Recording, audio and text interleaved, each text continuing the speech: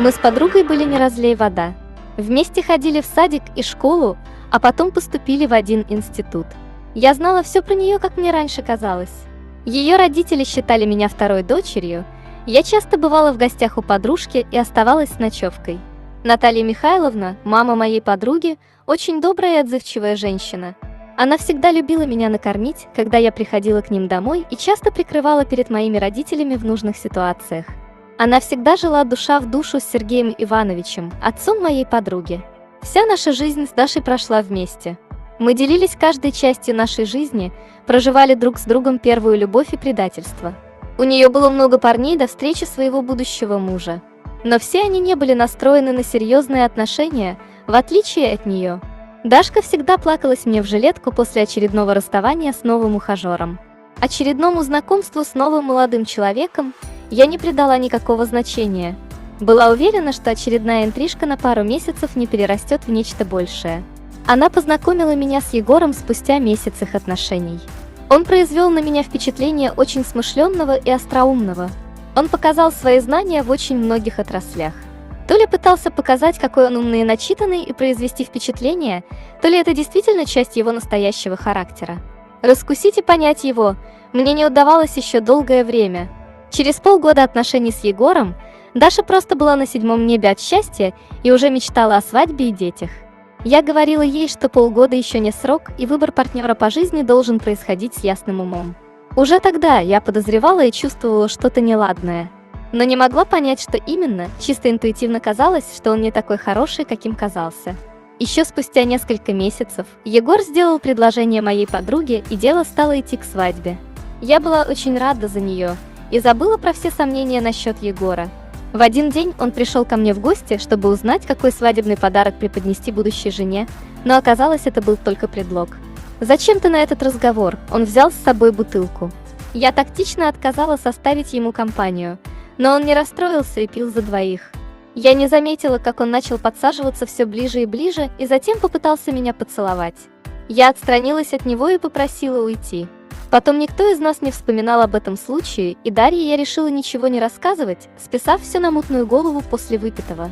Это теперь, сопоставляя факты, я поняла, какой на самом деле человек Егор, и раскрыла его суть только сейчас. Даша, ничего не подозревая, готовилась к свадьбе и была самая счастливая невеста на свете. Я забыла про поступок Егора, как будто это был сон, и жила дальше своей жизнью. Свадьба прошла на ура, было очень много народу, и жених с невестой сияли счастьем. Наталья Михайловна плакала от счастья за свою дочку.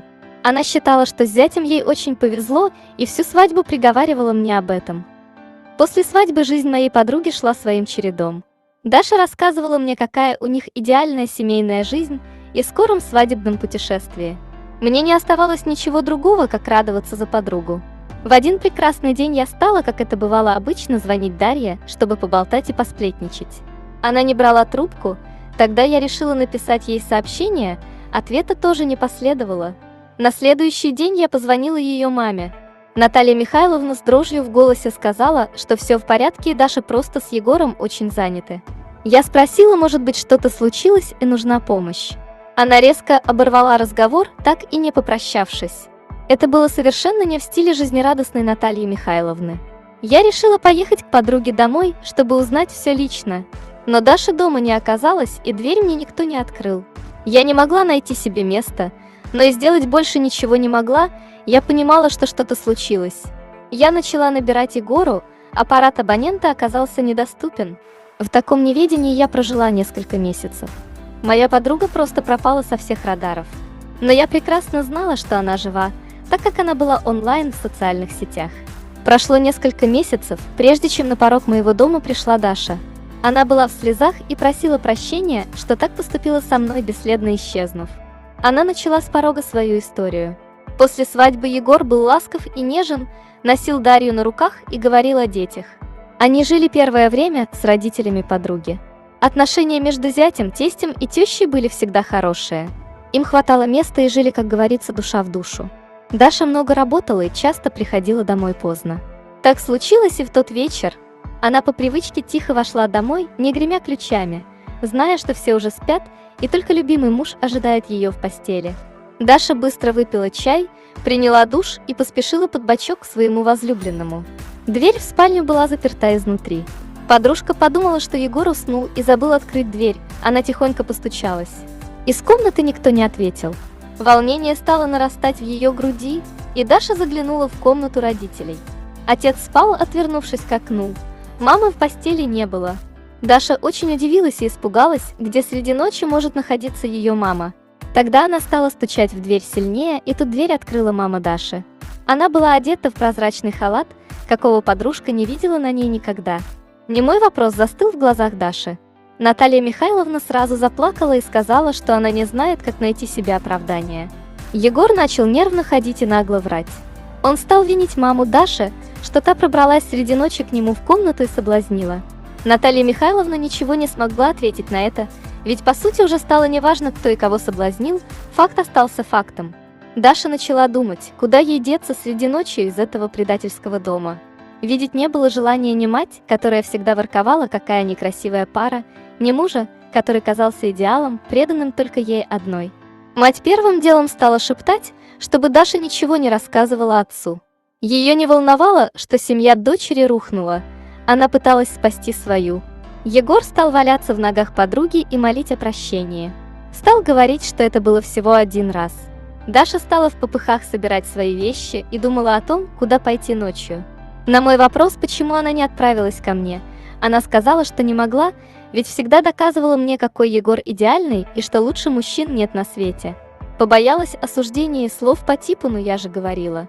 Когда я спросила у нее, почему так долго она не выходила на связь, она сказала, что решала, как дальше быть, как общаться с матерью. Егора она, как оказалось, простила. Когда я это услышала, у меня словно земля ушла из-под ног. Она поверила в версию, что ее мама сама соблазнила ее мужа. Тогда я решила немного снять ее розовые очки и рассказала о давнем инциденте, который произошел между мной и ее на тот момент еще будущим мужем. Как он чуть не поцеловал меня. Даша выслушала это и ничуть, будто бы не удивившись, сказала, что мне просто показалось. Тогда я решила для себя, что в эту семью не буду лезть, а то останусь виноватой, как и Наталья Михайловна, а Егор выйдет чистым из воды.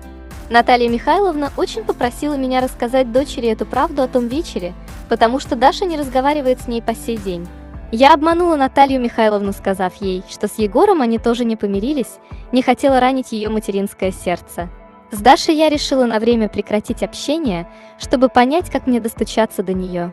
Егор лживый обманщик, а любящая ее по-настоящему мать хочет примирения с дочерью и по-настоящему жалеет о содеянном.